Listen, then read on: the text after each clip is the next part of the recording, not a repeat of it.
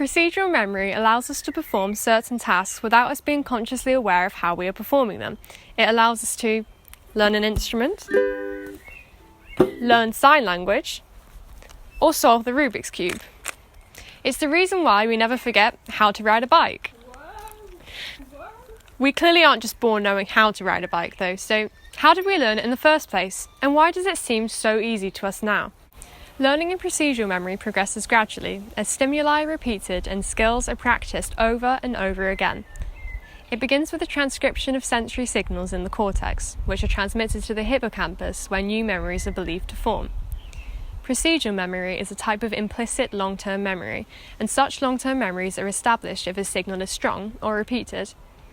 Neurons form connections known as synapses between one another when a new long-term memory is formed. There are billions of neurons in the brain, each with the capacity for thousands of synapses. These connections, however, can change over time, a concept known as synaptic plasticity. Synaptic plasticity involves the strengthening of frequently used synapses, but also the weakening and eventual elimination of synapses that correspond with memories that are not often recalled. This is why, when learning a piece of information, we review it periodically so as to not lose the memory. High-frequency signals or repeated stimulation strengthen synaptic connections over time. This process, known as long-term potentiation, or LTP, is thought to be the cellular basis of memory formation. Let's explore it in the hippocampus, at the glutamate synapse. First, a glutamatergic neuron is stimulated. The travelling of action potentials down the axon triggers the release of glutamate, which binds to receptors on the postsynaptic neuron. The two main synaptic receptors which activate when bounded to glutamate are AMPA and NMDA receptors.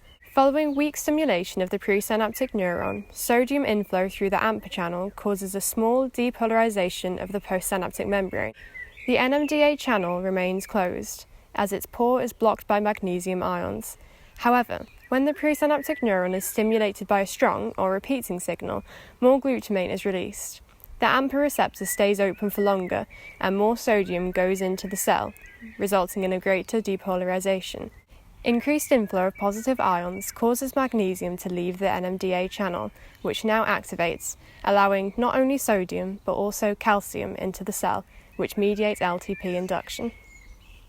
Synapses that have undergone LTP tend to have stronger electrical responses to stimuli. As memories are thought to be a product of improving synaptic strength, long-term potentiation is widely considered a foundation of learning and memory. This explains why when we repeat a skill, it gradually becomes second nature to us. So, remember, next time you learn something, use it or lose it.